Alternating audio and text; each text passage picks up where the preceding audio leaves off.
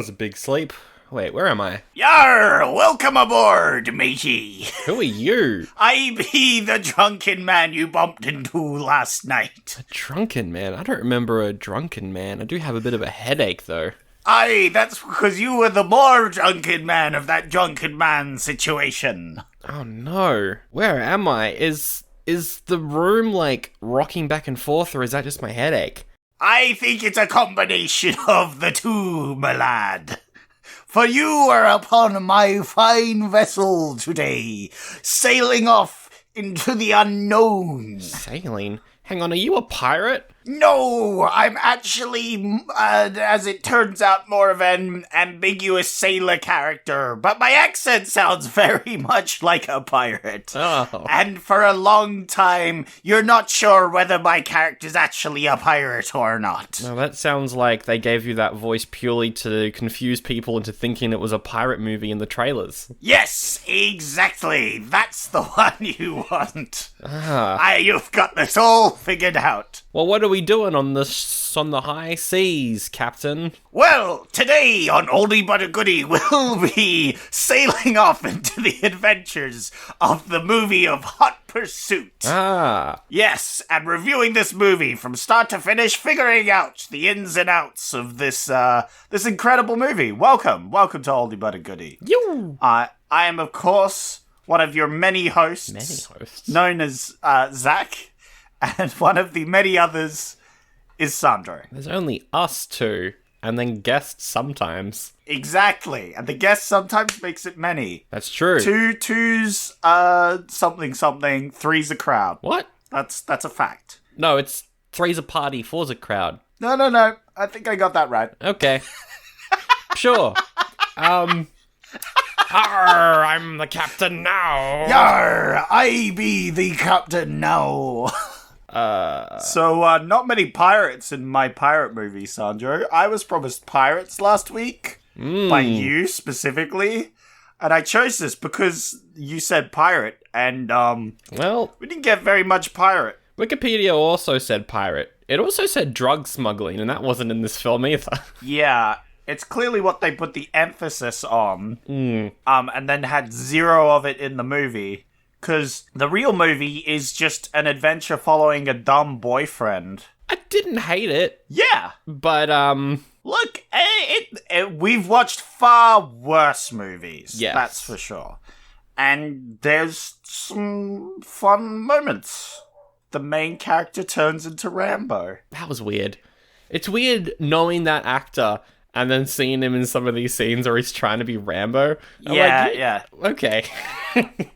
It's not his type. No, it's not. The tough guy doesn't suit him so well. Do you think, and this is just my conspiracy theory, do you think this is like an Adam Sandler film in that the cast and crew really wanted to go on a holiday, and so they made a film about going on holiday so they could then go on the holiday? Wow. No, I don't think that.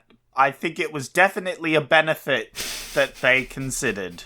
Yep. I wouldn't claim that they specifically made this movie to go on holiday, but they definitely steered this movie towards that direction, I feel. So they could have pina coladas. A lot of pina coladas. That's true. Yeah. It was a movie. The problem with the movie is that other movies exist. That's the problem with this movie. Yes, that's the real issue with this movie. It also has some stereotypes. Oh yeah, it's also slightly racist. Yeah, but better slightly racist than fully racist, am I right? I mean, I prefer no racism. Well, you're a little picky, Sandro. I don't know. I like my racism how I like my great aunts. Just slightly, you know? Slightly racist. Slightly? Wait, you like your racism like you like your aunts, just slightly. So you like your aunts slightly? I like my movies like I like my great aunts. Just slightly racist. Just slightly racist. That's very lightly fair racist. Enough. You can die on that hill. The views and opinions of one Zach Adams do not represent anyone else associated with the show. Including Zach Adams. Including yourself. Yes, correct. Patreon. Thanks to everyone who just subscribed Patreon. If you want to subscribe Patreon, you can. Link in description. You get new movie review of Mortal Kombat. You also get, next week, old movie review of Mortal Kombat. Not looking forward to that one, by the look of some of the pictures I've seen. Yeah, we're doing both that and Annihilation. And you haven't seen either before, so this is going to be very, very interesting. Yes, by the look of the CGI, it has Scorpion King level CGI. Worse than Scorpion King, I'd say. Yeah. Oh boy. Here we go. That'll be out next Wednesday. Looking forward. Wait, next Wednesday or this Wednesday? I'm not sure. I think it's out this Wednesday. Yeah, no, this Wednesday as of release. Yep. Okay. Great. Definitely. I know time. Same. I've looked at a clock before. Have you? Yep. At one point. I've never, actively bought a clock. Where's this going? You know what I mean? What? Okay, yes, but have you looked at a piece that has the time Well, yeah. on it? Right. What do you think? Everyone's got phones now that are clocks. Do you need a clock on your wall anymore? It's kind of like people that buy calendars. Yeah, I'm not saying I would go out and buy a clock, but I mean, looking at my phone, I would say that counts as looking at a clock. That's true. I like to think of it as looking at a black soul-sucking void that you can never escape from. That's it. Right, we're getting real in today's episode. No, I was going to say, that sounds like a video I looked up recently, but anyway. It's on brand for the show that you'd say that, so that's good. Yep. Yeah. Mm-hmm. You're welcome. You're welcome for me sharing that with you. My grandmother collects clocks, by the way. Oh, so that's a thing. Good. Does your grandmother listen to this show? No, not at all. Good, I can keep it in. Yeah. So, your other options this week were Gardens of Stone, which was a film by Francis Ford Coppola of the Godfather trilogy. It's about a war veteran becomes a guard, and then the guard war veteran teaches all the other guards about war things. Yep. It apparently is fine. Well, fine sounds boring. And then you also had River's Edge, early Keanu Reeves movie, where Keanu Reeves' friend kills a dude and then is like, hey, don't tell anyone about the dude I killed. And then all of his friends are like, oh, we're sad now that we got a secret to keep. Yeah, probably should have done that one. It sounds pretty good. Oh, well. Anyway, we chose Hot Pursuit instead. Which is released May 8th. It's written and directed by Steven Lisberger. Great name. He hasn't done much, but the stuff he has done is very impressive because Zach, he wrote and directed Tron. Oh, yeah? Yeah. Nice. The guy who did Hot Pursuit did Tron. Yeah, definitely went up in the world. Oh, he did Tron first. Oh, no, he went down. Yeah. He went very much down. Then after Hot Pursuit, his third and final movie is called Slipstream, which stars Mark Hamill and Bill Paxton, and I kind of want to watch it now. Ah, there you go. Everyone's involved with sci-fi, because it's also co-written by Stephen Karabatos, also a great name, who was a writer on Star Trek The Original Series. Ah, sounds like they should have done a sci-fi movie instead of this shit. Look, I'm not going to say you're wrong. Yeah. But you're not wrong. Yeah. This could have easily been a sci-fi, though. The girlfriend is going to another planet, and he's got to go on an intergalactic pirate journey. Yeah. Just stretch out the locations. Yeah. Have the pirate they encounter, have that guy be an alien and the ship a literal spaceship, you know? Because they literally go from island to island. Yeah. You could have from planet to planet, and you replace the land sea ships with space ships. And then all of the stereotypes are no longer racist, they're speciest, but we don't have to worry about that until we make first contact. Exactly, because then you have them as weird aliens. Yeah. And then the racism's fine. It's been fixed. It's fine because it's racist against aliens and not other humans. Which again, very dumb. Why are we racist against other humans when there might be actual aliens out there? Wait, are you saying why are we being racist against humans when there's other species? That's sort of like saying, why do we go to war with ourselves when we could just start an intergalactic war? Correct! That is exactly what I am saying! You're just repeating what I'm saying, Sanjay. Alright, the views and opinions I'm just saying, there's potential life out there that we could conquer and rule over, and we're bothered fighting each other. Just saying. This is why I don't play Civilization that often. Yeah, this is why I love Civilization. No. But think about it, all right? Think about it just for a moment. If we spend all the resources that we spent on fighting each other, and we gave them to the poor and found a cure for that's dumb. Oh. That's dumb. And we use those resources to go to space to fight aliens. This is the plot of Starship Troopers. You don't know that. I'm not trying to paraphrase anything. You suck.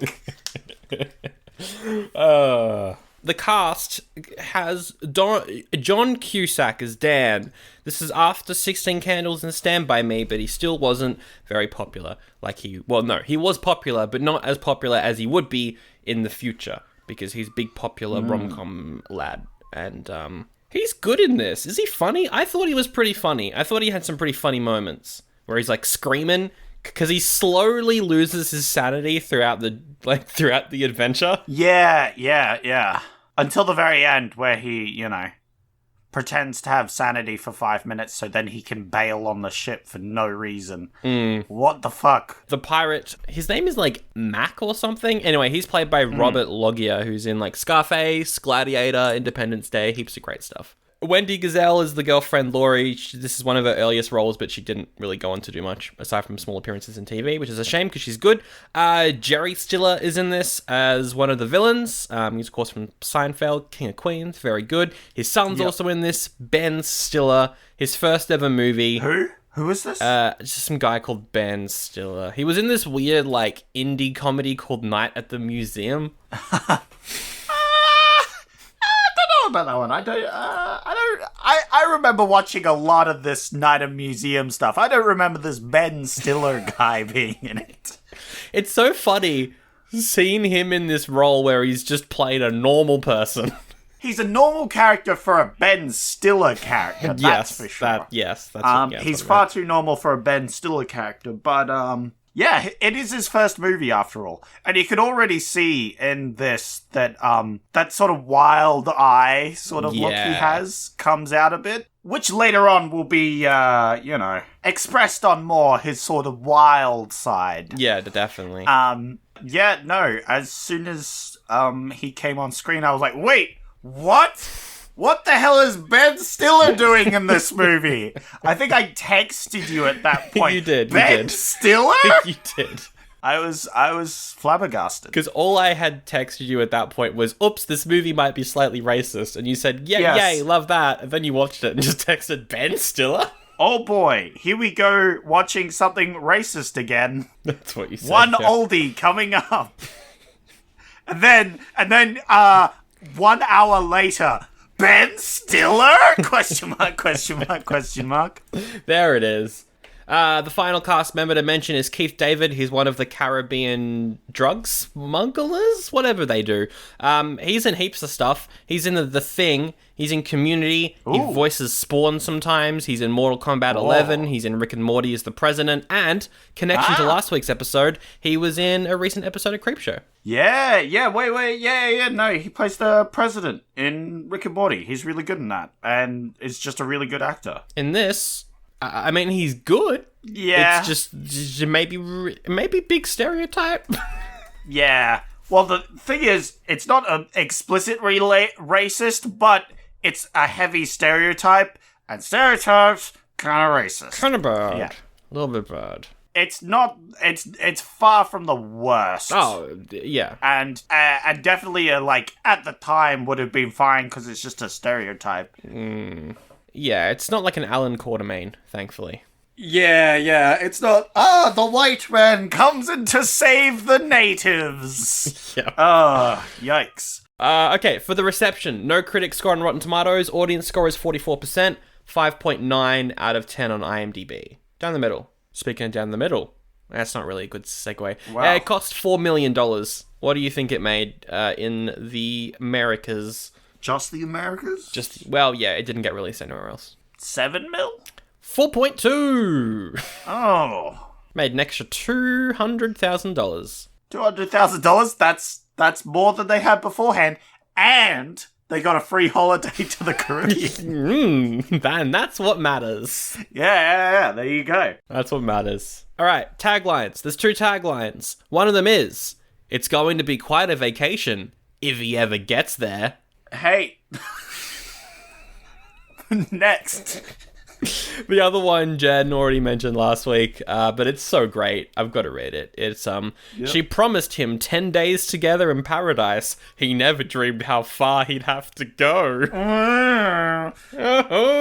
Oh, that's funny. Oh, these taglines I hate. No, they're very long. You want some snappy, catchy boom. Yeah. But the second one's better, that's for sure. I've got to say, number one thing before we jump into the actual plot, music was excellent in this movie. Yeah. There was the Lion King at one point, and I wrote that down. I was like, this came out of the blue.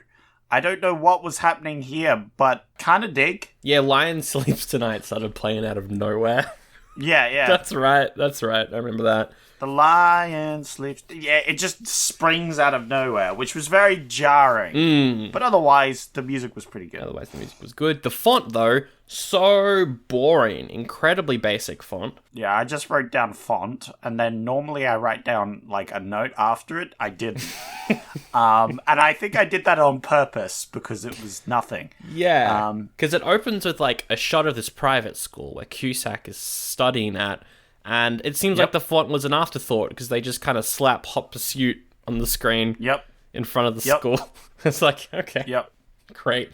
There's a naked dude within, like, the first minute. There is. So that's good. There is, yeah. We get to see some ass, so if that's what you were looking for. I mean, it is, always. Especially in a movie called Hot Pursuit. Yeah, that's true. I liked it. Then the main guy talks about this holiday he's going on with his girlfriend. They make sure that you know that his girlfriend's family is very rich. They're a rich family. Yes, very rich. And he's scared about the dad not liking him. Because the other friend's like, oh, the dad's gonna kill you, dum-dum. Yep. Dad hates you. The dad's actually super nice. One of the nicest dads I've seen in a movie. Was he? He wasn't that mean. Oh, well, like, he had, like, some sly remarks at the start, but... Oh, yeah. He talks shit about him behind his back quite a lot. But he's tactfully talking shit, so he's like, oh, perhaps he, fell asleep, or, perhaps he chickened out or something, Like, it's your basic dad being, like, an ass. But he's not, like, overly protective or anything. I've got a scenario, and I want you to place yourself in this scenario. Let me know what you would do in this scenario. So I'm in an empty void right now. So your name is Laurie. You are going with your boyfriend to the Caribbean with your family. You're very rich. Yes. No, don't do that. You are planning on meeting up with him just before you leave. Absolutely. On the place. The problem is, though, he lives in a secluded boarding school where only guys are allowed to be. So what do you do? Okay, so what we're gonna do is we're gonna dress up as a ninja, and I'm gonna, like, kung fu my way into the building, and then I'm gonna snap his neck. This is hurtful on so many levels. Sneak up behind him and be like, guess who? Because that's romantic. It's all to set up the fact that she can climb so that the end of the movie can happen. Yeah, it's really dumb. It's dumb in so many ways, because she's surprising him. It tries to play what's music that's suspenseful? Suspenseful? That's the word. Yeah. Yeah, that's a word, right? Some would say in some languages. Yeah, my brain just erred. It tries to play suspenseful. I can't say it. You say it for me. It tries to play suspenseful music to be like, oh, they've come to kidnap him or whatever, and it's very clearly not the case. No. Yeah, no. It's the girlfriend just randomly appearing out of nowhere, and then she's like, hey, I thought it was a good idea to buy movie tickets or show tickets or whatever to surprise you with as well, just before we leave, even though she probably knows he has classes and a test and everything. Yep, she'd know that. And if he doesn't pass it, he can't go with you. So it seems like a very dumb move on her part. Kinda is. In just every single aspect of this plan of ninjaing into the school, confronting him, and then... Because why couldn't she just visit and say, hey, I wish to talk to him or something, during the day? Yeah. Because that way she doesn't get to climb the building and then later on climb to save the day. Yep. Stupid. Also, I loved how it was only 6 minutes of runtime in the movie before we got our first homophobic slur. I loved that. Thank you, 80s. Yeah, whoa, that was out of nowhere. Yeah, I forgot about that one, actually. Yeah. Yeah, that was a bit of a whoops. Ugh. Thankfully, that doesn't come back up again, but oof. So anyway, he's like, oh no, now that you distracted me, I'm going to fail my exam. So he goes into the exam, and then what does he do? He sniffs her glove and has a dream like an idiot. Wow, yeah, no, that was weird as hell. That was awful. Hated that. Why? Why would you bring the glove with you into the test? Why would you then go and sniff it instead of doing the test? Just kind of deserves to fail at this point. So he fails. Yeah. By like 2 points, I think. Yep, of course. Because the hero of the movie can't fail the test by 30 points. It's got to be by a very slim margin. Also, 50% to pass is like incredibly high because he gets like 48 out of 50, right? No. It's 60%. 60%. Okay, that's a little bit better. Yeah. I was going to say. It's 60%, yeah, because he gets a 58. Because he's talking about how, like, this exam's the most important exam I've ever done, but the pass rate's only, like, higher than 60%. It's like, I don't know about that. It's chemistry. And as we all know, chemistry's easy. That's also important for later on as well. Yep. He fails and can't go out to the car to drive off to the airport with the family. We have this long dramatic scene where she goes in to confront him and he's like, I haven't passed. And I'm like, get on with the movie. I don't care. I know he's going to follow them. Just get to that part. And then they have this long conversation. And then she's like, she runs back to the car and she's like, he's sick. He can't come. And then some dickweed, some jerk, I think it's his roommate, comes up and it's like, sorry to hear about the guy flunking his test. See you later. That was funny. I laughed at that. That was very dumb. So then the dad's like, we failed. Well, we're just going to go to the airport without him. So they drive off. Yep. Meanwhile, he's talking to the professor. Professor's pretty cool. I'll give him that. And the professor does sort of like a pop quiz of some questions that weren't in the test that he gets correct. Yep. And because he got them correct, he passes the exam. And he's like, thank you, sir. And then he runs off after them. Yeah, he runs off after them but misses, so jumps in a taxi to go to the airport. Yeah. Where he misses them again. I've got a quote. We cut to the family in the plane, and we get the quote where they're being told where to sit. The quote is the dad saying, yes, row 10, seat C. Laurie, don't you want to see where you were conceived? Oh, whoa. Oh, no, I don't. No, not at all. I missed that line entirely. Wow. And then she's like, what? In the plane seat? And he's like, nah, in the Caribbean. Haha, got you, pranked fool. Wow. Terrible line. Yeah, what happens is he gets there, and surely he wouldn't be much behind the family. No, the plane, maybe it's the 80s, so they boarded a lot quicker. But, it takes them, no time at all to get onto the plane, and then it takes off. Yeah. It's movie shenanigans for him to miss the plane. I thought he was gonna just catch it, like every other movie, but I guess he misses it. But then it doesn't matter because he immediately just charts another plane. Yeah, to the Caribbean. How many planes are going to the Caribbean? Yeah, it doesn't make any... And it's gone off screen as well. Yeah. It's just why didn't he just catch... because he can't... Yeah, sorry. He can't catch up with them because then they would know. But then, like, where does he get the money from? It's quite obvious that he's not that rich. Yeah. Maybe he uses all his money on this ticket. Yeah, no. Again, it's not explained. We're not shown it. He's just in another plane coming for some reason. So he lands and he goes to get a taxi. And as he flags down the taxi, this real dick of an old man is like, I'm just gonna hop in the taxi seat. Take me this place, sir. And then the taxi drives off. Like, he opens the door to go in. He turns, like, to the side of the door. Yeah. To tell the taxi driver where he's going. And this asshole dude just walks in the door and is like, I'm going to this place. If that dude did that to me, I'd be like, get out. I was in here first. Yeah. And or I would hop in the other side of the taxi and be like, cool, we can split the fare. Exactly. I don't understand why he doesn't do that. It's because movie. But also this dickhead of an old guy is like, look out for the natives. Yeah. I was like, oh, what the heck? He says that just as a jungle jeep pulls up, full with locals. Stereotypes. Yep.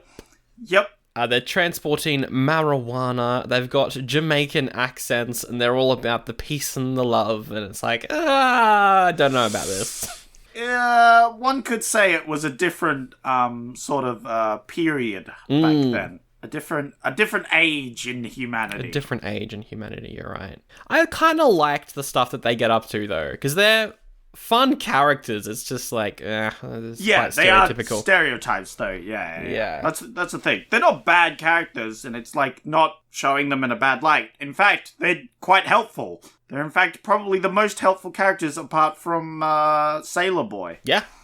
But they are very stereotypical. Very. Anyway.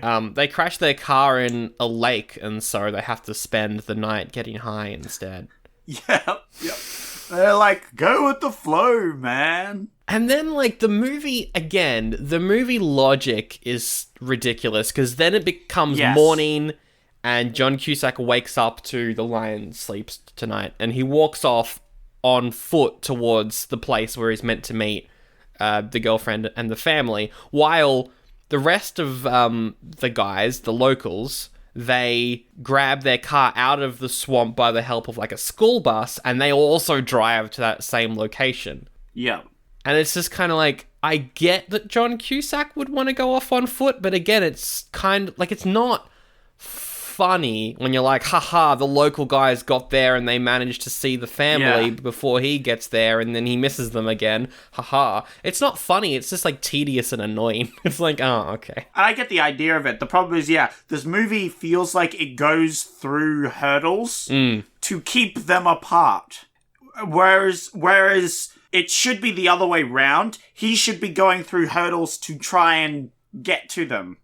But it feels like the reverse, whereas the movie's trying hard for him not to get there, not the other way round. Not him trying hard to get there. Yeah, like, I can look at the writer's, like, whiteboard with all the rope linking together certain things. I can see the structure behind the movie, and it's kind of annoying. Like, he's obviously struggling. You know, he is going through trials at this point, but it doesn't feel like that. It feels like we're going through trials watching this movie. Yep. He gets to their hotel, but as they just leave on a boat, I think. Yeah, because the marijuana dudes show up and are like, hey, it's you, we know your boyfriend. But they're like, oh, scary locals. We're gonna ride away. That was so bad. I hated that scene because also the like Jamaican guy goes up to them and like physically approaches them very aggressively for no reason. No normal human would do that. Yeah. But for the movie's sake, he's being very like pushy. Yeah. And then they don't listen. They're not like, oh, he knows the boyfriend. They're just like, oh, scary locals. Yeah. So they drive off and get on their boat just as John Cusack arrives. And then they drive to the marina just in time to see the boat sail off. Ha ha ha. He's going through trials and tribulations. Ha ha ha ha ha. So now that he has missed the boat and the girlfriend's family are out on the sea, he's like, well, I'm going to go drown my sorrows at the local bar. This is kind of funny. I found this a little bit funny. It is a little bit. Where he just goes up to the bar and the guy's like, ugh, I've got sandals older than you, sonny. And the kid's and then he's like, slams money down on the table, and he's like, this is how old I am. This is, yeah. And the guy takes his sunglasses off, and he's like, oh, yeah, of course. And he takes the money. Must have been the sunglasses. And I was like, yeah. Oh, that was funny. That was funny. I liked when he's like telling the barman all his troubles. He says, oh, it's a jungle out there, man. And I'm like, yeah, you're in the Caribbean. It is a jungle out there, literally. You are walking through the jungle. Even the barkeeper in the movie's like, well, yeah, there's a jungle out there. It is a jungle. Yeah. What are you talking about, John Cusack? No, it's funny. I like it. John Cusack, you're better later on in your career. He's good in this. Well, he's alright. He's alright in this. Yeah, he plays, like, the young person quite well. He doesn't play the Rambo very well. Not at all. It's just the most unbelievable thing. But it's for the comedy, I guess, but I don't know. This movie's just, like, not amazingly funny. No. That bit was kind of funny. I liked that bit. That was funny. But, like, the rest of the movie, he goes through these trials and tribulations, which is supposed to be funny, and it's just like, yeah. Like, it's not boring. It's just like, Yeah. It's enjoyable, but it's not funny. No. Anyway. A random pirate dude comes into the bar and is like, oh, me hearties, I'm looking for information on a boat, sir. Do you have information? He's also a gremlin, apparently. Yes, sir. Whoa, be looking for crew. Yes. Have you read Treasure Island? He does say that at one point. So, he rocks up to the bar looking for information about the boat. Yep. That the rich guy took. Yes. What is his reasoning? So, from the movie's perspective, he needs to talk with the guy on that boat, and he doesn't specify which, so we think he's after the rich money bag. Yeah, the girlfriend's dad, Mr. Rich Boy. Yes. So he notices the drunk child in this establishment, because he goes, I know that boat. It's the one that got away. Which was funny. I liked drunk John Cusack. It was very good. Drunk Cusack was pretty good. Drunk 18-year-old John Cusack. Yeah. So he goes and introduces himself, and I love this line. I wrote this down because John Cusack wrote, name's Dan. They call me Mr. Determined. Yeah.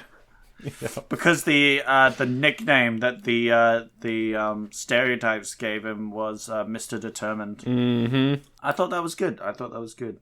So yeah, he joins the crew. And by crew, it's just these two guys on a tiny boat to go after the cruise ship. I think they talk about, it's like, do you have any sailing experience? And he's like, nope, not at all. And he's like, have you read Treasure Island? And he's like, yep. And then he says, you'll do. You'll do. And it's like, what? How does Treasure Island help him sail? That is like the least sailing knowledge novel out of all of the books I've read set on the sea. Like Hornblower. Say Hornblower, that's got some things about being a ship man on it. Moby Dick. Moby Dick, half that book is incredibly boring rules about being on the sea. Correct. And it's just like, those ones would have maybe a squiz of info. Treasure Island, most of the things happen on the island. You know, that's where the majority of the story works. Oh, actually, they do sail around the island. There's a little bit. There's not much, though. Don't yell at us in the comments, okay? Yes, there is sailing stuff. I'm just saying there's more sailing in other books. Yes. And I feel like, in any case, all three of the books we mentioned would be inadequate if you wanted to sail properly. You should not read a fictional sailing novel and then go out and think you can sail and be a smuggler. Don't do that. Were the 3 authors we named for these books ever sailors? I don't know, and I'm not going to look it up. I think Hornblower was. Well, then read Hornblower. It's a good book. Watch the TV miniseries. It's even better. You'll learn to sail. Guaranteed. Actually, screw it. We're doing Hornblower for a Patreon episode one day. What? I'm forcing us to. It's great. It's a really good show. Okay. Sure. You'll love it. Once you get over the fact that his name is Hornblower, you'll be like, this is really good. Yeah. Anyway, so he joins the ship. We've got to talk about the captain, though. We've got to talk about him. Why does he have a pirate voice? Yeah. Why does he have an unironic parrot in his ship? He's not a pirate. The whole idea is the movie's trying to convince you that he is a pirate. Like, I literally wrote down in my notes for him that he was a pirate for most of this movie. Yeah. Like, I call him Crazy Pirate Guy. That's his name in my notes. I mean, he's a fun character. Yeah, I like his character. I like the pirate voice. I just don't know why he's got a pirate voice. And why he's got a parrot. That as well. That really kind of solidified. It's also a toucan. He does have a toucan as well. He's always drunk. He's always been, I love the seas. He just has birds. You got birds to keep you company on the ship. Oh, he eats the birds as well, though. That's important. Yeah, that also helps. So, meanwhile, on the ship with the family, yep, the deckhand, who is a bit of a deckhand, if I can say so myself, Mr. Ben Stiller. Bit of a dickhand. Yeah, he's a terrible person. Yes, so he super pervs on the girl and tries to get jiggy with her. Yeah, he's like, come into my cabin and see my gun. And she's like, Yep, and he has lots of guns, which definitely won't come back later on in the movie because he's a villain. Yeah, he's carrying guns because there's pirates on the seas, which is very important. Yes. I like the sort of twist that they have here where it's like he's keeping these guns for the pirates. No, he's keeping these guns because he is the pirate. That was a bit clever. I liked the sort of thing he has here. Yeah, that was good. Anyway, a giant storm hits and it kind of throws everyone off a little bit. The family go to shore for a bit. Pirate Dude and John Cusack are like, oh no, there's a storm, it's very dangerous. Pirate Man has a line, which is one hand for yourself, one hand for the boat, which I thought was pretty funny. And then John Cusack writes an in case I die note and puts it in a milk bottle. And that never comes back. I thought it would. I was hoping it would. Didn't come back. I wrote down there was weird music choices here. So they managed to survive a hurricane for some reason. He says it's a hurricane. It's probably just a rough storm. I think it was just a storm. Yeah, but the pirate guy says it's a hurricane, you know. Oh, there's a scene where one of them falls overboard during the hurricane, and it looked like they were actually filming in the sea. It was pretty cool. I was like, that's cool. Oh, okay. Yeah. He falls into it, and it looks dangerous. Yeah, it was good. No, the pirate guy falls off, and Dan saves him. Yeah. And then he's like, oh, you saved me. I owe you my life. And what does he do? Well, Dan's like, well, this ship fucking sucks. Yeet. And he yeets himself off the ship. Yep. And he goes to shore. The first sane act he does the whole movie. The first and only. And then immediately he rocks up to shore where there's like a wreckage of a boat or something. And it's full of drugs. And then the police rock up and are like, hey, you're under arrest. And it's like, what? He immediately, 2 seconds on being on shore, gets arrested. He gets arrested. He gets 6 years, which is very important. Yes. They don't let you forget that it's 6 years.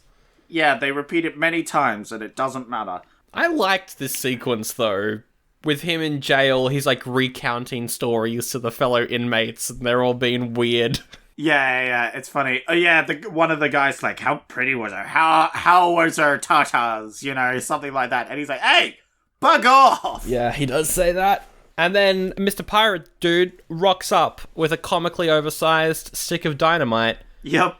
He blows open the prison wall and they make a run for it in a pretty solid car chase that goes on for a little while. Yeah, I was like, I wrote down, wait, why is there car chases happening in this movie now? And yeah, Mr. Pirate Man, he stays behind in the town to keep the cops busy so John Cusack can run to the airstrip and catch a flight to some hotel where the family is now, apparently. Yep, there is the thing with the good defense is a good offense, which is he like breaks the car around a corner at one point, and the car behind him goes flying into the like nearly into a ditch, and then he reverses the car and then pushes the enemy car into said ditch after juking around, which was kind of good. That was pretty good. He does that trick again later on as well. Dan copies it later on to finish it. He's like, yes, I've learnt this. It comes back. That's the only reason I mention it, is because it comes back at the final bit. But yeah, back to the airstrip, which is where John Cusack is currently at.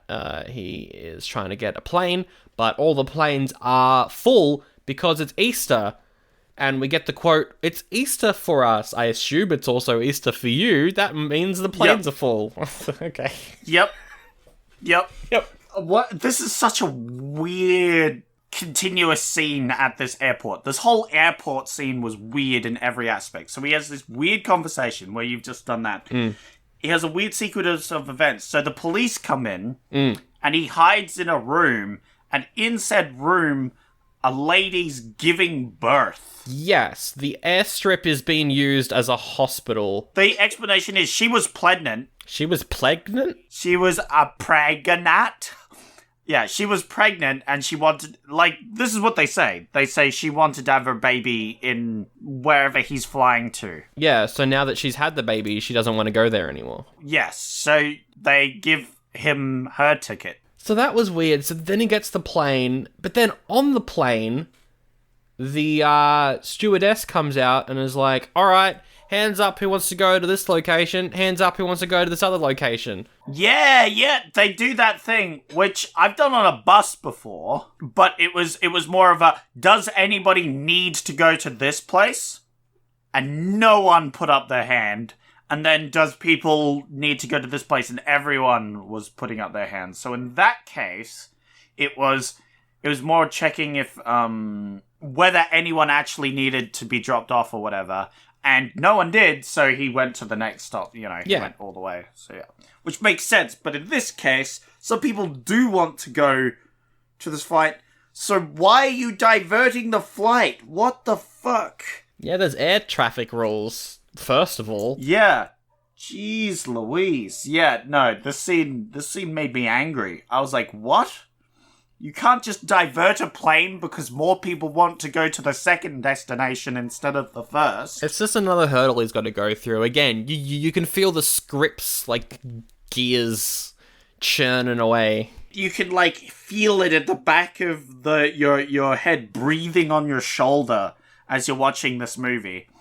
Then he puts a big fuss because he's like, well, I don't want to go to here. I need to go to here. And then some other guy joins him and giving a big fuss. And it's like, he's like, yeah, that's right. We'll band together. We'll protest. And then that other guy pulls out a bomb and he's like, I've got a bomb. And then Cusack's like, I'm having none of this shit. So he runs over to that guy and grabs him by the collar, yells, screams at him in the worst angry face, angry man I've ever seen. At this point, he's lost it. At this point, John Cusack has lost it. He grabs the bag, pulls out what was inside it. It wasn't a bomb. It's like a loaf of bread, was it? Or was it a watermelon? Nope, it was a loaf of bread. And then he, screams at everyone that they're going to the original location. And then everybody claps. But those are the same people that put up their hands to divert the plane. So why are they now clapping that they're going to the original destination? It makes no sense. It makes sense if you clapped beforehand when he disarms the bomb. But I guess they were just waiting for him to finish his speech before they started clapping. Yeah, I don't know. I have no idea. It's dumb. But anyway, he's now heading to the right location, the holiday villa, which is where the family are also heading to. But before they arrive, Laurie is sneaking around the ship and she finds the dead body of the captain. Ben Stiller has killed the captain. Yeah. this is where the movie got a little bit more dark, and I was a bit like, ooh, that is blood and a dead body. Yikes. And Ben Stiller's there, he pulls out a gun and he's like, haha, I work for my dad, who is my dad in the movie and my dad in real life. How about that? It's so meta. Yeah. Crime boss. And both of them, I'd say, pretty good actors. Yeah. Better than Adam Sandler. He's not even in this movie, but you're right. Yeah.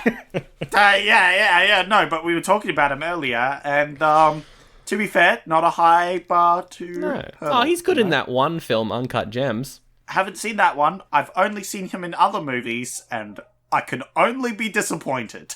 Now, yeah, the whole family are being held at gunpoint by the Stiller boys. Us and the Stillers. Sounds like some sort of, some sort of 90s sitcom. It's like, the Stillers. Oh, they have us at gunpoint. You scamps. Yeah. And they've got him at gunpoint at the holiday house as well. Yeah, the idea, I think, of their thing was they were going to steal the boat, not the rich people. Because the rich people would have been way too much trouble, but Ben Stiller messes it all up. Yes. By not hiding the body, like, I don't know, tossing it overboard or something. No, he just hides it for it to be found, and then they've got to deal with the family. Yep. So then, at that point, John Cusack, he swims out to the boat, because he's arrived at the holiday place. He swims out to the boat. Yeah, so he's like, he sees the boat, and he's like, oh, they're going to be on there, so he swims out to it. Yeah, he swims there. Ben Stiller's on the boat for some reason, and they have a bit of a fight. Yeah, I think Ben Stiller comes to take the boat to another location. Yeah. Like the location of their base or whatever. And then has the thing where it's like, oh, I can't wait to sell those rich people while Dan's listening, and Dan's like, oh no, they're the bad guys. Wow. I'm sailing here. So then he grabs a gun, and when they fight, he points the gun at Ben Stiller, and Ben Stiller's like, oh, they went this way. This is what happened. And he tells them, and then he's like, all right, get in the icebox. And then Ben Stiller throws a knife at him. Yep, but we already know from earlier in the movie, we didn't mention it, but earlier in the movie, John Cusack was taught how to throw a knife. Was he? Yeah, in the jungle, when they were all high. Did they? Yeah, that happened in the film. Well, that's good to know. I'm glad that was in the film. I definitely noticed that. So he picks up the knife and throws it back at Ben, and Ben's like, ah, my leg! Yeah, because he knows I'll get in the icebox now! And then he gets in the icebox, and Yep. they lock him in there. And he's out of action for the rest of the movie. Yeah, that's him. Yep. See ya, Stiller. So now that John Cusack knows where the family are and has a machine gun and also a bandana out of nowhere to look like Rambo. Yes, with grenades, with active grenades as well. And I'm like, what happened? When did this character become Rambo? I don't know. The start of this movie, he was a child with girlfriend troubles. Now he is Rambo. What has happened in this movie? I don't know. But it makes for a pretty funny ending. Yeah, it's very dumb. Yeah, he goes to the house where the family are being held hostage. Yeah. He reunites with Laurie. They both catch up underneath the house. Yeah, she just, like, spots him and then leaves the group of people watching. What? Terrible guarding. It's so bad. It's just like, they needed her to escape, so she just leaves. And the guards are like, huh, where did that one rich person go? Like, what? They don't even start searching for her. They're just like, huh, well, she left. Yeah, that's ridiculous. Yeah, that's dumb. That's so dumb. It's so dumb. So her plan, well, their plan, is that she climbs up on top of the house with a grenade. She throws a grenade into a boat they're using to get between the house and the main ship that they're trying to sell. Yeah. So that blows up. That'll draw away the baddies' attentions so that they can escape in a jeep. Yep. So that's what they do. Yeah. She has to climb up to the highest point of the villa or whatever, and that's where her climbing comes back. So at least the gun on the mantelpiece was used, I guess. All of the guns on the mantelpiece were used, aside from the message in the milk bottle. That one didn't. That one wasn't used. All the others were. Yeah, blow up the boat. It was a cool explosion. They go check out the boat. They free the rich family. And I love that the lady's just like, holy shit! Yeah. And it's the only reasonable reaction there, to be fair. And it's like, that's the most realistic line in the whole film, is this lady just being like, holy shit, why is Dan here? Yep. That was good. So then, now that the family is free, the guards come running back, and we get a great scene where John Cusack's just going ham on the machine gun. Yeah, he just goes, I wrote down it, yeah, he's fully Rambo now. Yep, at this point. They hop onto the car, they start driving away, and Dan passes the machine gun to the dad, and you've probably written this line down as well. Yep. So I'll let you say it, because he's like, I'll teach you how to use the machine gun. And the dad's like, son, I was shitting in a hole in Korea before you were even born. And then he cocks the gun and starts shooting. And no, the best bit about this is the line that Dad says just after. He goes, oh. Yeah, he goes back to like his awkward teenage character and he's like, oh. It's just amazing. I just love that the line he had there, it was just, oh. Yep. To reply to that. It was like, oh, and then they continue on. So we have a second car chase where it parodies the first one. Mm-hmm. Where, instead of the pirate guy sacrificing himself, Dan's sacrificing himself. Yeah, he's like, family, get out of the car. I'll draw their attention away. You guys run off.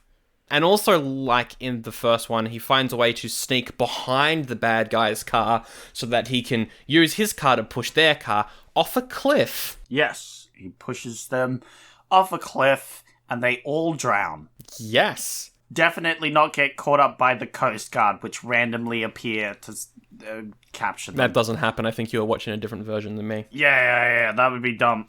There's close-ups on them actively drowning. It was a really dark moment. Yes. It felt like I was watching a snuff film. It was very... But it was good. And so we cut to them at a holiday, and the dad's now proud of you, son. In fact, I'm so proud of you, I'm charting this boat just for you and her to hang out on. But don't think about banging her, because I've got a captain to sail it. And who's the captain but the pirate guy that we followed this whole time? Yep. Because they knew each other from Korea, apparently. Which is very funny. And what does Mr. Pirate Guy do? Does he keep an eye on them so there's no shenanigans on the boat? No, he doesn't. He doesn't keep an eye on them. The first thing after they start sailing, he ditches the boat. Yep. Because he says the famous line, you read Treasure Island. You know how to sail a boat, yeah. So he ditches the ship so that they can bang. And that's the end. This is another movie, just like My Demon Lover, where it ends with the promise of banging. Yep, that's the happy ending, The happy ending is they get together. Alright, Hot Pursuit. Look, it's It's not a bad film. No. It's just an old film. So I'm gonna give it an oldie. Because it's just old and there's better films out there. That's the thing. I think it's okay. It's kind of fun. What did it get on Rotten Tomatoes? Like 43? Yeah, about that. Yeah, it's like a 45% film. It's just underneath what I'd give it for a goodie. Yeah. The plot's just so contrived it hurts sometimes. That's the problem. It's contrived, and there are other adventure movies like this that do a better job and aren't as annoying. There are movies where contrived is actually like the main point, just like this one, but it's like that. It makes it very enjoyable. The ridiculous contrived, whereas this one, it's just like It's just an This whole film's an and yeah, like it's kind of like Creepshow 2 for me. It's fine. It's not bad, but it is old and it has aged poorly. So I'm also going to give it an oldie, but like, whatever, this is fine. If you like this movie, I'll give it to you. There's very likable moments in this movie. If you don't like this movie, I agree. Yeah. So... and it's also only 90 minutes, so it's short. Yeah, it's not too long. But I don't plan to watch it again. No, it's a TV film, actually. I'll say that. It's a TV movie. Yeah, it's a very good TV film. Yeah. Alright, 2 oldies for Hot Pursuit. I'm disappointed, needed more pirates. That's what it needed. What I would have added was actual pirates. And, like, start off with the pirates, like 2 seconds in.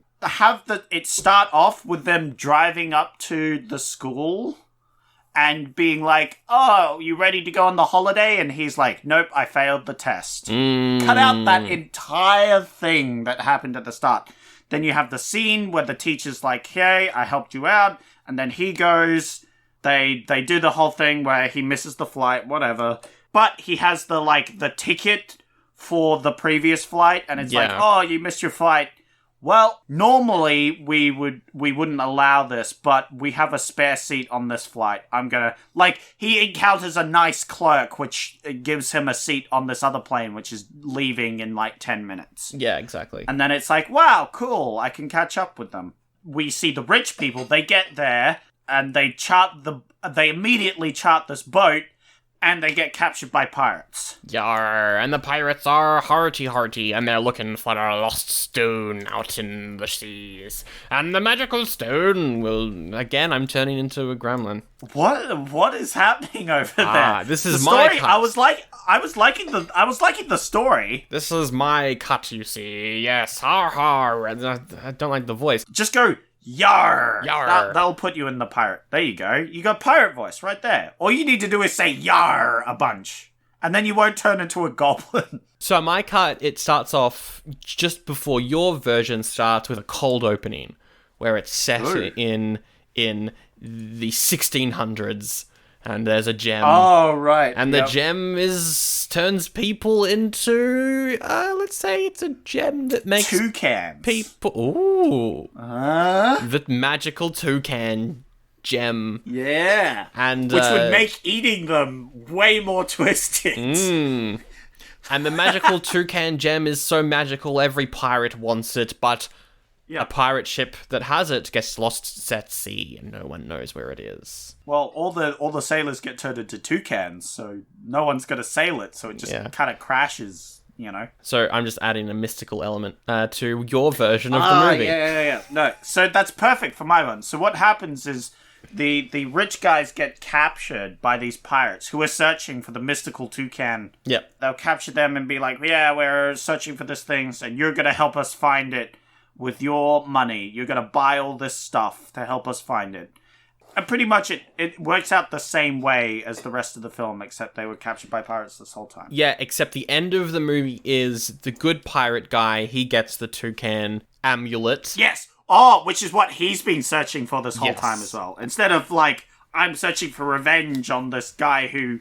No, he's also searching for the toucan. And now he has the power, because he knows how it works. He has the power to turn into a toucan whenever he wants. So instead of the end of the movie being he bails, he just turns into a toucan and watches them. And it's really weird. Yeah, no, I hated that. That was going so well. No, he turns into a toucan and flies away. Yeah, and then gets shot. And everyone's like, oh, it's real sad. Wow, dark twist. I love it. Fixed your movie. Honestly, sounds like a very enjoyable film. I'd watch that version for sure. Yeah, and the way the bad guys get defeated is they all get turned into toucans. And shot. Just that Rambo scene with the machine gun, except he's just murdering toucans. Yeah. All right, let's go through the checklist real quick. It is a checklist of tropes from the past 5 months of this year. And we're going to see how tropey this movie is. Yes. Number 1 is the movie Bad Porridge. Bad porridge, yes. Very bad porridge. In fact, the ocean is some of the worst porridge. It's far too salty. Salty porridge. Yuck. It's full of bird shit. It's full of fish shit. It's even worse. It's full of human shit because of sewer pipes. That's not as bad as... No. No, I think it's worse, actually. I think you'll find... It's worse. I think you'll find it's much worse because sewer systems also bring lots of trash. Full of plastic. You don't want that. Does this sound like a good porridge to you? You don't want that in your porridge. Or maybe you're thinking, well, that's not actually part of the porridge. The actual porridge is, it's hot pursuit porridge. You don't want hot pursuit porridge. Hot pursuit porridge, too hot for your mouth. It'll burn it. That's true. Not good. It also has John Cusack in it, and he's bad porridge. I mean... Cannibalism doesn't make good porridge, Sandro. I've told you this many times. You're right. You are right there. All right. Next trope, other characters dumb. Yes. Yeah. constantly. Like, every character except maybe the pirate. Oh, he's still pretty dumb, though. No, but he's, like, crazy. He's crazy, not dumb. Bad guy from foreign country, no. The Stiller boys, very much American. They are, but they are living in the Caribbean. They probably have a Caribbean, passport, that sort of thing. Right there. Also, I just want to say, like, bad guy from foreign country. Is that bad guy, like, is the foreign country the country where the movie isn't set? Or is it any country that's not America? Or is it any country that's not Australia? Because we are Australians. I was about to say, the fact that you're saying, that American, you're implying that this is an American, like, it could be a Caribbean film. Yeah. And then he would be a foreign. Would he not be a foreign bad guy because he's a white man in the Caribbean? Just saying. Exactly. I don't know. I think anybody who's not Australian is a great way of doing this. So, yep. Gets that one. All the good guys live. Oh, yes, they do. All the bad guys live as well because they get captured by the Coast Guard. The only guy who dies is that one captain. Yep. Rip him, I guess. And he was in one scene, and I think he was British. Yes. He was there like, I'm dead, in it, bruv. Yeah, bruv. So, beat get off the ship, eh? Someone sacrifices themselves. Yes. We, the audience, sacrifice our times. Yeah. For this movie. Yeah, the pirate captain guy and Dan both sacrifice themselves at the end, but then just live. So, yeah, it's pretty lame. Generator power outage, cannot remember. No, I don't think so. Okay. Anyway. Female lead falls in love with male lead. Yes, it's a romantic movie. That's a whole point. It's a whole character. Are there dead animals? Yes, he eats a toucan. Yep. And if he doesn't, in my story, he does. It's a rip-off of other famous movies. I don't know if it's a rip-off, but it's definitely very similar to lots and lots of other famous movies. And it also constantly references Treasure Island. You're right there. Vehicle breaks down. Yes, all the boats crashing constantly. And the cars. One of them goes into the ocean. That's pretty broken down vehicle. Pretty broken down. Slow motion? Yeah, when the car goes into the ocean. Yeah. Oh, yeah, there was slow motion in this film. I bet you love that. It was only for a split second, but I hated it. Thank you. Yeah. Yep. Song with the title of the movie in it? No, but there should have been Hot Pursuit. Hot Pursuit. Driving around the Caribbean. Hot Pursuit. Wow. What a song. Good stuff. Yep. Noticeable green screen. Nope. In fact, the effects were quite good, as you mentioned before. The guy jumping into the ocean. Yeah. Looks pretty good. That's pretty good. Being knocked in the head and falling unconscious? No. I don't think so. Unfunny joke with a joke is that it's unfunny. Yes. That was like half the movie.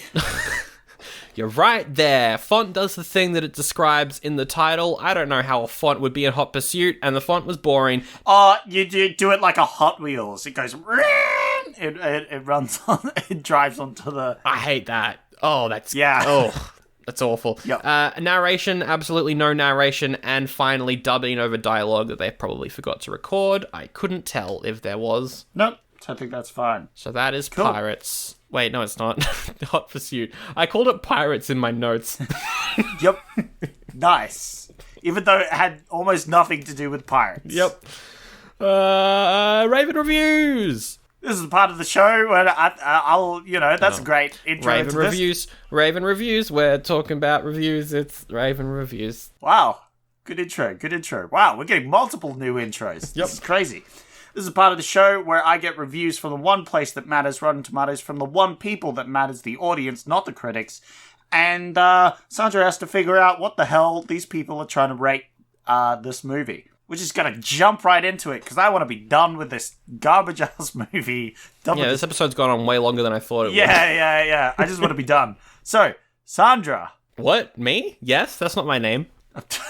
I said Sandra. Who's that? I'm Sandro. Says, John Cusack, 1987, shirtless. Oh. Dot. Wet as usual. Dot. A few laughs. Dot. Well, now, I want to dissect this. Wet as usual? What?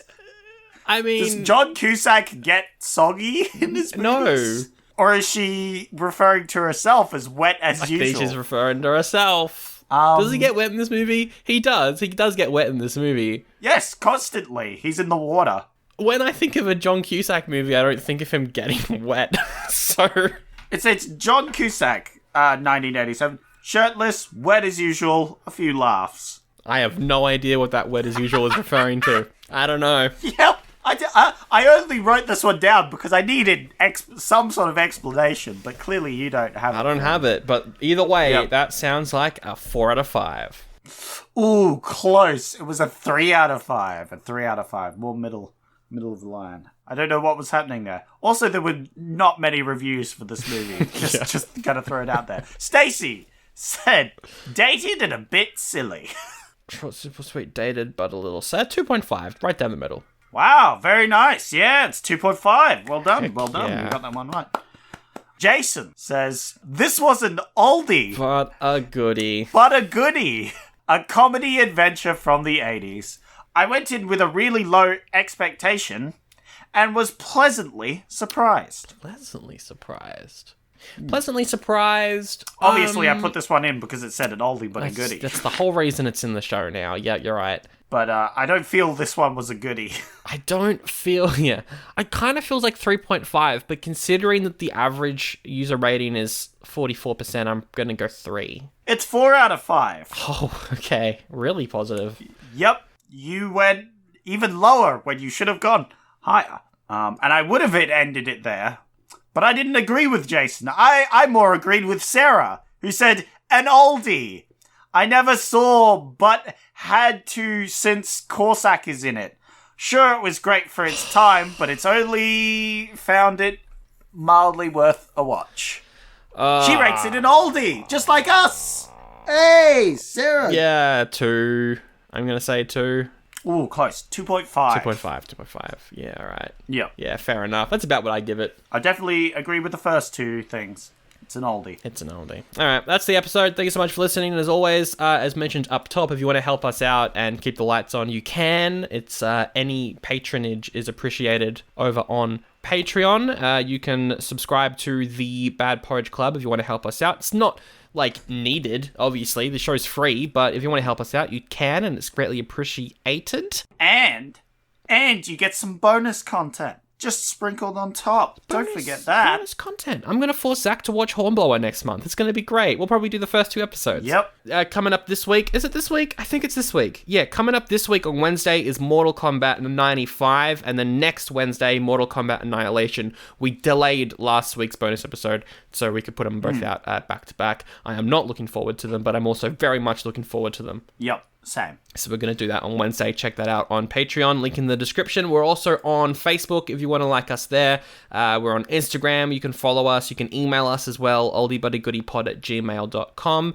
And something else I'm forgetting, YouTube as well. YouTube. We're on YouTube. All right. Sandro. Yes. It's time for you to pick next week's movie. So, there's some choices here. One of them is the correct choice. So, we have The Gate. 2 young boys who accidentally release a horde of demons from their backyard through a large hole in the ground. Yeah, I like that. That sounds good. Ishtar. A bunch of bad songwriters somehow stumble into a Cold War standoff while on a trip to Morocco. Ooh. I don't know what to say to that. Yep. Probably racist? But quite possibly. Personal services. The story of a rise of a madame of a suburban brothel. Oh. Catering to old men. Oh, you behold. Now, this sounds bad, but it's directed by Monty Python's Terry Jones. Oh, he does good movies sometimes and also bad films sometimes. Yeah. Well, not that one. So one of these is the correct choice. Ishtar's probably racist. Which leaves us with one option, Sandro. That leaves us with The Gate then, right? Yep. The Gate! two young boys who accidentally release a horde of demons through their backyard through a large hole in the ground. Is that your choice, Sandro? That does sound pretty good. I think by proxy, that's got to be my choice, because those other two... Absolutely. No. By process of elimination, it's your only choice. These last 2 weeks, the choices have not been great. No, they have not. Oh, and well. I feel like that's going to be a trend we're going to continue. We're not in blockbuster season yet, though. And when we do get the blockbuster season, it's going to be spicy, because we're going to keep choosing bad films on purpose. Nope, we're going to choose The Predator, and it's going to be great. Oh, yeah, that is coming up. Anyway, The Gate next week. All right, The Gate. I'm sickly curious as to how bad this movie's going to be. The aliens kind of look like the... You mean demons? The demons, They're I mean. supposed to be demons, so if they look like aliens, that's not good. They look like the creature from Sorority Babes. Oh, yeah, they do. They have the exact same effects. Sorority Babes, of course, an episode on Patreon, if you haven't heard that. All right. Oh, it has a 60% on Rotten Tomatoes. Oh! Ooh. That is 6 times higher than I thought it was going to be. Is it a franchise? No, it's not a franchise. Oh, nope, there are sequels. Oh, boy. Oh, boy. All right, we got a spicy one next week. Ooh. Yeah. I am falling asleep as we speak. This movie has drained all energy out of me. What is... Yeah, well, then we better end it, right? With our favorite quotes. I don't know what my favorite quote is. I know my favorite quote. Dan, I was shitting in a hole in Korea before you were born. Chick, chick. Well, if you're going to do that one, I'll have to do the other quote from the dad, which is infinitely worse, but also the only other notable quote, which is, Row C, seat 10. Don't you want to see where you were conceived? Dad, no. No, I don't. Oh, Dad, leave me alone. Daddy, chill. No.